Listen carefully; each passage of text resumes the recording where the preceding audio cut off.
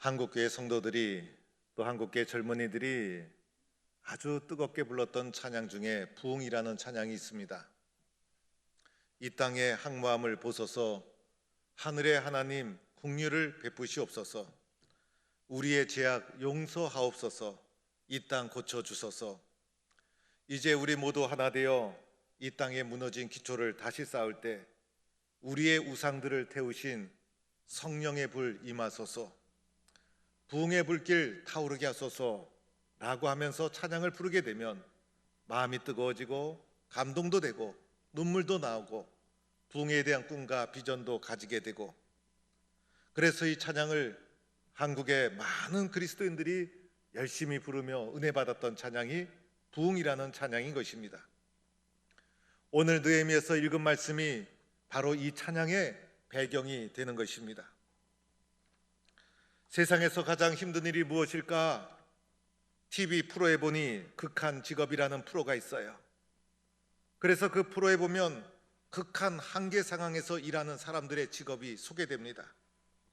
어떤 사람은 원양어선을 타고, 어떤 분은 고층 빌딩에 유리 청소를 하고, 어떤 분은 깊은 산속에서 살림을 작업을 하고, 이 모든 어려운 작업이 소개되고 있는데 그 중에서도 가장 어렵고 힘든 일이 무엇일까? 가장 어렵고 힘든 일은 다른 것이 아니라 작고 크던 간에 다시 시작하는 것이 힘들지 않을까 생각합니다. 다시 시작하고 다시 일으키는 것 매우 어렵고 힘든 일입니다. 발명왕 에디슨이 실패는 성공의 어머니다라는 말을 했어요. 이 에디슨이 전구를 발명했을 때 유명한 일화가 있지 않습니까? 9999번의 실험에서 실패를 했습니다. 같이 연구한 연구원이 또 실험을 할 것인가요? 라고 물어보자 에디슨이 나는 실패한 것이 아니라 안 되는 원인을 발견한 것이다 라고 하면서 10,000번이 넘는 실험 끝에 발명한 것이 전구였던 것입니다. 오늘 우리는 편하게 전구를 사용하지만은 이 전구가 10,000번이 넘는 실험 끝에 발명된 것입니다. 실패를 듣고 다시 시작했다는 점에서, 10,000번에 걸친 실험을 통해서 다시 시작했다는 것에서 에디슨은 참으로 위대한 사람이라 할 수가 있습니다. 인생을 살면서 작은 문제, 큰 문제 여러 가지 일을 부닥치지만은 다시 시작한다는 것, 다시 일어난다는 것 매우 어렵고 힘든 일이라 할 수가 있습니다. 오늘 느헤미야 이 말씀은 포로 귀환 시대를 배경으로 하고 있습니다. 기원전 587년 바벨론에 의해서 유다와 예루살렘이 함락을 당하고 멸망을 합니다. 바벨론의 포로로 끌려간 유대인 후손 중에 느헤미야라는 사람이 있었어요. 이 사람은 하나님이 우리를 위로하신다는 뜻을 가지고 있고, 느헤미야는 그 당시 흔한 이름 중에 하나였습니다. 느헤미야는 수상궁의 술 맡은 간원이었습니다. 이 술 맡은 간원은 왕의 잔치를 잘 준비하는 자였기 때문에 왕과 항상 가까이 대하는 사람이요 고국 관리 중에 한 사람이었습니다. 어느 날 느헤미야가 그의 형제 하나니로부터 유다를 다녀온 후에 유다 고향 땅의 소식을 듣게 됩니다. 느헤미야는 유다 예루살렘 고향을 늘 잊지 않고 기억하고 기도하고 있었어요. 외국에 나가면 모든 사람이 애국자가 된다고 하지 않습니까? 느헤미야는 바벨론 땅에서 출세한 관료였지만은 자신의 출세보다 나라 걱정, 민족 걱정, 믿음의 사람이었던 것입니다. 그래서 나라를 생각하고 민족을 생각했던 느헤미야는 예루살렘, 유다의 소식을 듣고자 했던 것입니다. 느헤미야가 그의 형제 하나니로부터 듣게 된 고향 소식은 매우 충격적인 소식이었습니다. 유다에 큰 환란이 닥치고, 그리고 남은 사람들이 능욕을 당하고 조롱과 수치를 당하고, 예루살렘 성은 다 허물어지고, 그리고 성문은 불타고 말았다는 소식이었어요. 고향 땅이 항무지화되고 항폐화되었다는 슬프고 절망적인 소식을 듣게 됩니다. 이러한 소식을 들은 느헤미야의 반응이 또한 중요했어요.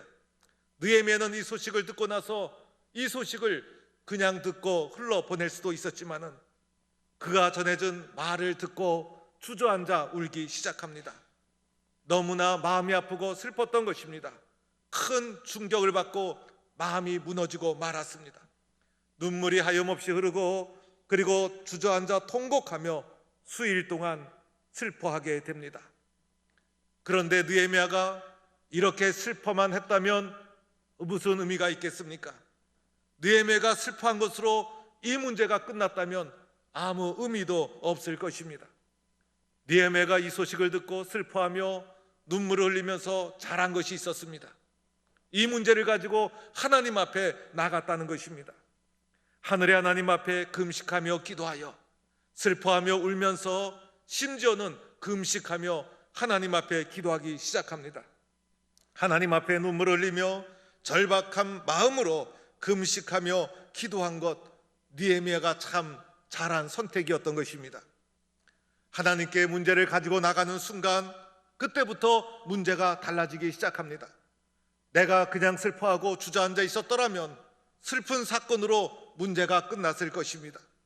그러나 하나님께 가지고 나가 기도하면서부터 이 문제가 달라지기 시작한 것입니다. 느헤미야는 하나님께 기도하면서 먼저는 기도의 대상인 하나님에 대해서 분명한 고백을 하면서 기도를 시작합니다. 내 기도를 들으시는 하나님이 어떠한 분이신가? 나는 하나님을 어떻게 이해하고 있는가? 하나님에 대한 명확한 느헤미야의 이해가 본문 속에 나오고 있습니다. 먼저는 하늘의 하나님 여호와라고 하면서 하나님 여호와의 이름을 분명히 부르고 있어요. 그리고 이분은 하늘에 계신 분이다라고 하면서 나와 존재가 다른 차원의 분이라는 고백을 하면서 기도를 시작합니다. 크고 두려우신 하나님이여 라고 하면서 내가 기도하는 하나님은 나보다 크신 분이다. 그리고 하나님에 대해서 경외하는 마음을 가지고 두렵고 떨림의 마음을 가지고 하나님을 찾고 있었던 것입니다. 주를 사랑하고 주의 계명을 지키는 자에게 언약을 지키시며 긍휼을 베푸시는 주여 간구하나이다. 하나님에 대하여 사랑이란 단어, 계명이란 단어, 언어와 긍휼이란 단어를 사용하고 있어요. 우리가 믿는 하나님 사랑의 하나님이요, 언약을 지키시는 하나님이요, 긍휼을 베풀어 주시는 하나님이라는 것이에요. 이 하나님께 간구하나이다라고 하면서 눈물로 간절한 마음으로 하나님께 부르짖고 있는 것입니다. 느헤미야는 하나님을 제대로 명확히 이해하고 있었어요. 나는 하나님을 어떻게 이해하고 있는가? 나는 하나님의 성품과 그분의 능력을 어떻게 고백하고 있는가? 여기에서부터 기도의 능력이 나오는 거예요. 그래서 느헤미야는 금식하며 눈물을 흘리며 절박한 심정으로 내가 고백하고 기도하는 하나님이 어떠한 분인가를 명확히 인식하고 믿으면서 하나님 앞에 고백하고 기도하고 있는 것입니다. 이렇게 느헤미야가 금식하며 기도할 때 기도의 내용 또한 중요합니다. 도대체 기도의 내용이 무엇이었을까? 이렇게 슬픈 소식을 듣고 눈물을 흘리며 금식을 하며 전능하신 하나님께 기도할 때 느헤미야의 기도의 내용이 무엇이었을까? 무슨 기도를 이렇게 간절히 드린 것일까? 내가 이런 경우를 맞이했다면 나는 어떻게 기도를 드렸을까? 나는 이렇게 절박한 상황이라면 하나님 앞에 나는 무슨 기도를 드릴 수 있을까? 느헤미야가 도대체 무슨 기도의 내용을 아는 것일까? 느헤미야의 기도의 내용을 크게 두 가지로 볼 수가 있어요. 첫째로 느헤미야의 기도는 회개의 기도였어요. 여러분 놀랍지 않습니까? 이렇게 절박한 상황에서, 이렇게 다급한 상황에서 느헤미야가 첫 번째로 하나님께 기도한 것이, 눈물로 부르짖은 것이 바로 회개의 기도였다는 것이에요. 하나님 앞에 먼저 눈물로 회개하기 시작합니다.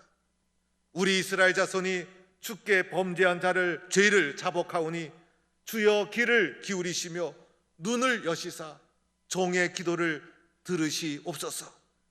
그래서 하나님 앞에 회개의 기도를 합니다. 내가 잘못한 일반적인 죄를 회개한 것이 아니에요. 양심의 죄를 회개한 것도 아니에요. 우리의 양심도 믿을 수 없는 양심이에요. 사람마다 양심의 차이가 다 있지 않습니까? 우리의 양심조차도 죄에 오염된 양심이 아닙니까? 느헤미야의 기도는 하나님 앞에서의 회개의 기도였던 것이에요. 그래서 하나님 앞에 기도하는데 회개의 기도를 먼저 선포하고 있는 것입니다.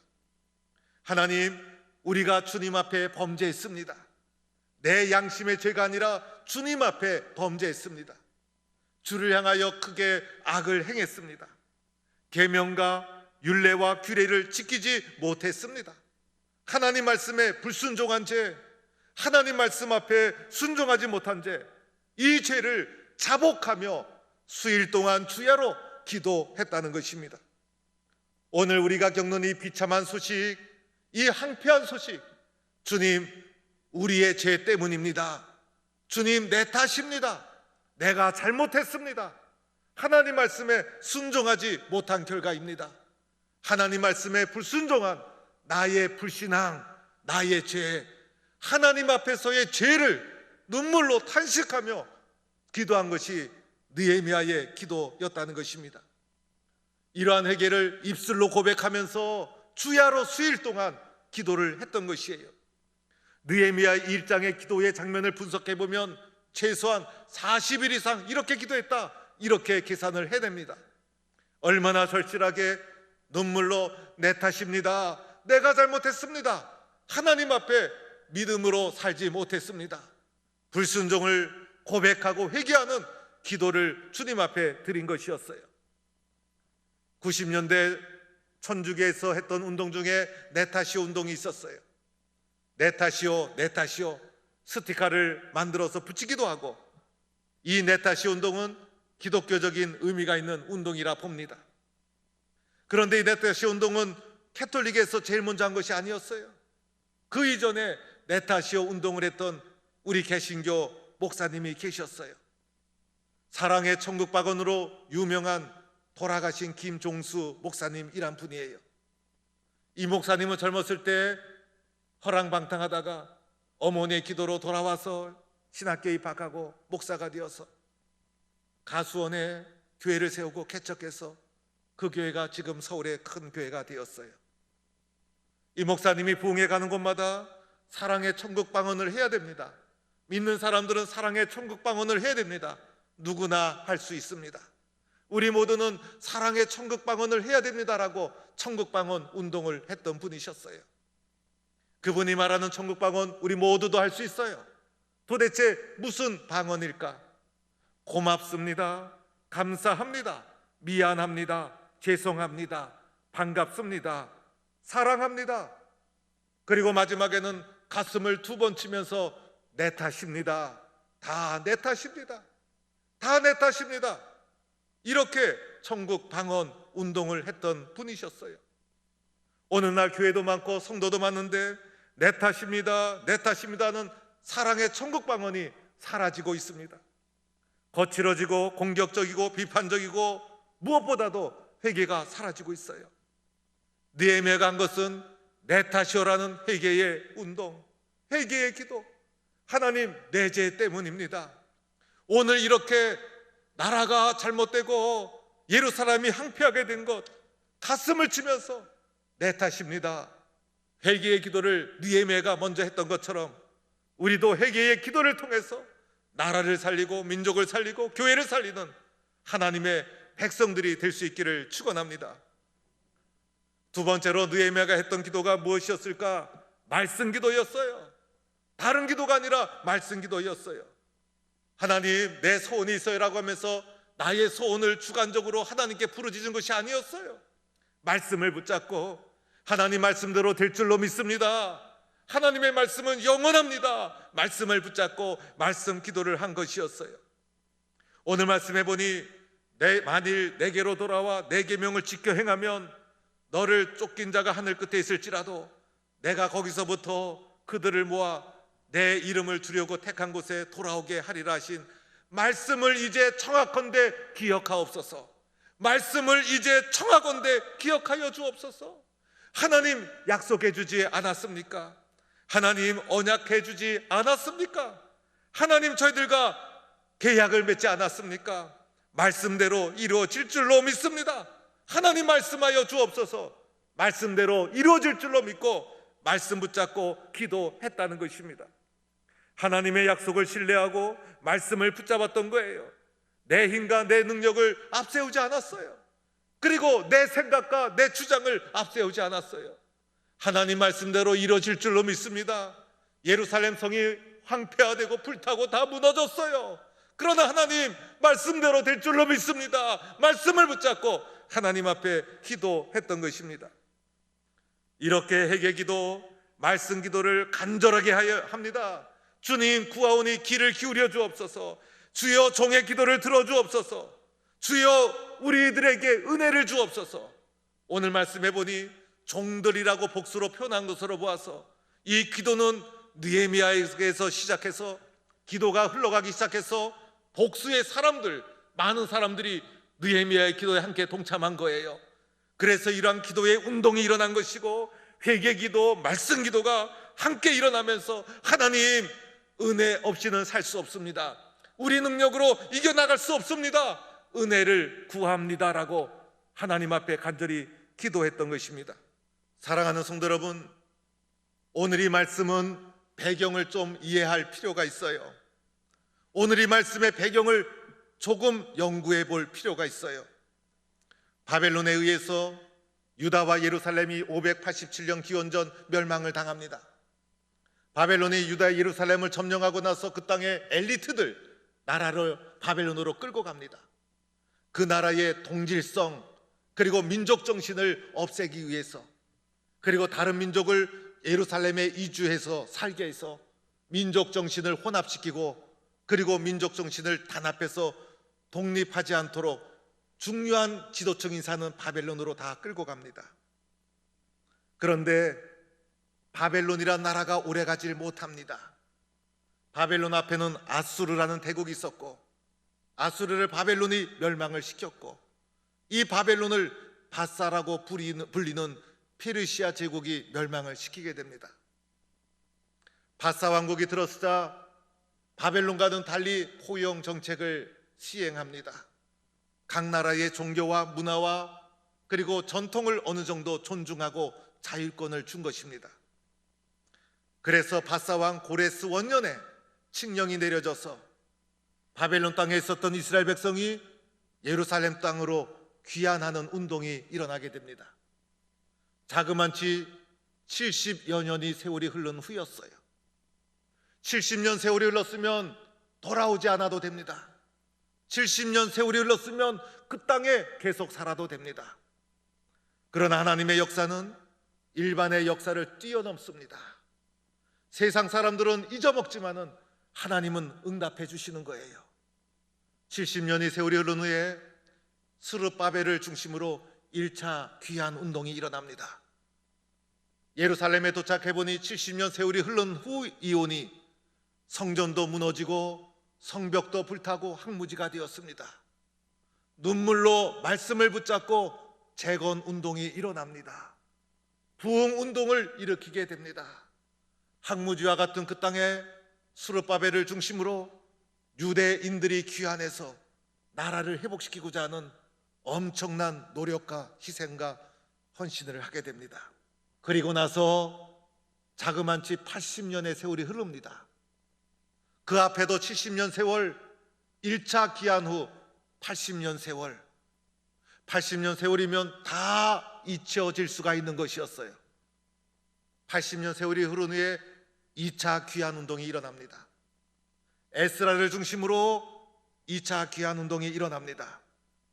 에스라가 예루살렘에 돌아와 보니 1차 재건 운동의 흔적은 다 사라지고 나라가 항폐화되고 성벽은 무너졌습니다. 에스라는 율법을 중심으로 나라를 회복시킵니다. 율법이 선포될 때 백성들은 다 울면서 회개합니다. 유월절을 회복시키고 성전을 건축하고 제2의 재건운동, 회복운동이 일어납니다. 그리고 나서 13년의 세월이 또 흐릅니다. 13년의 세월, 작은 세월이 아닙니다.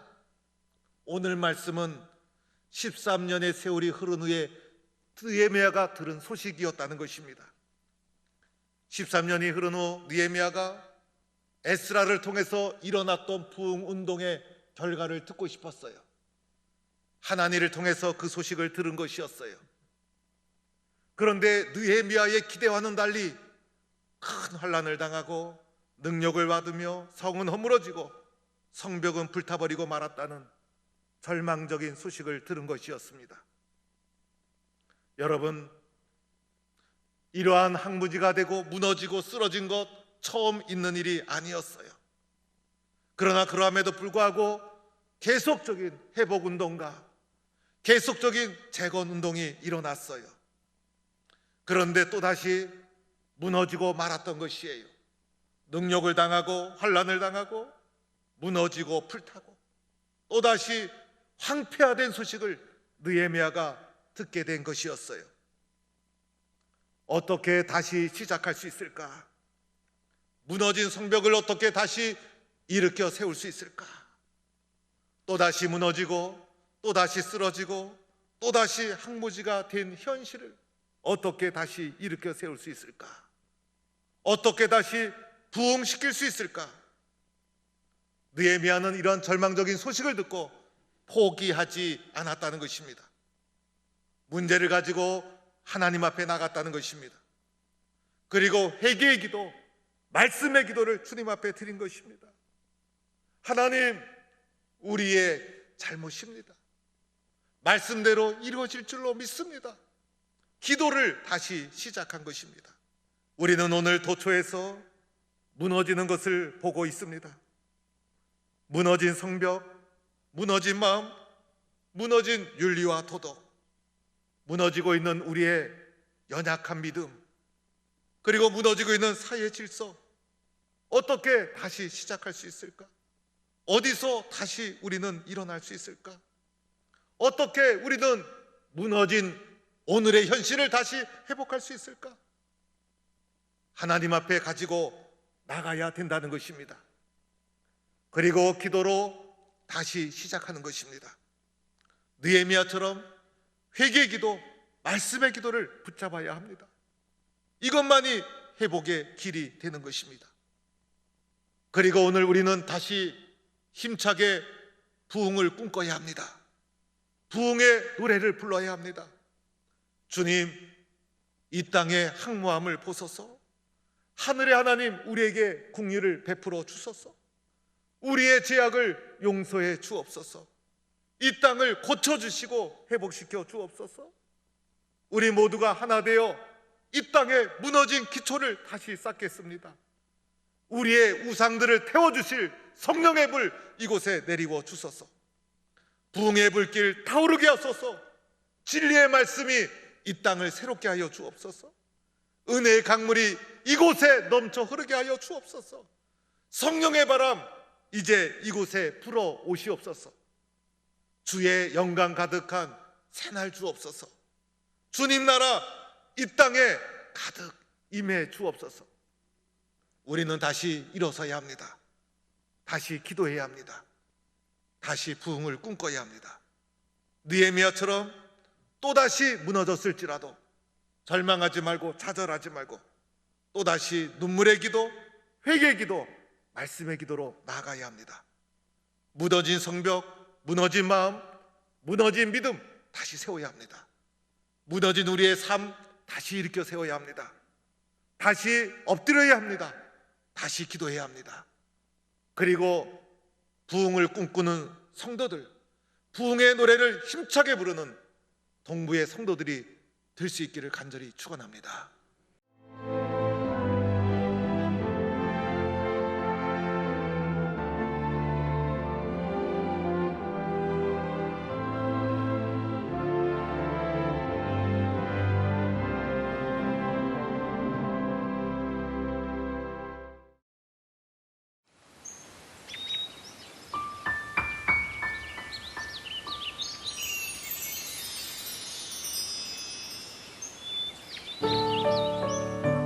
생명을 살리는 방송 CBS TV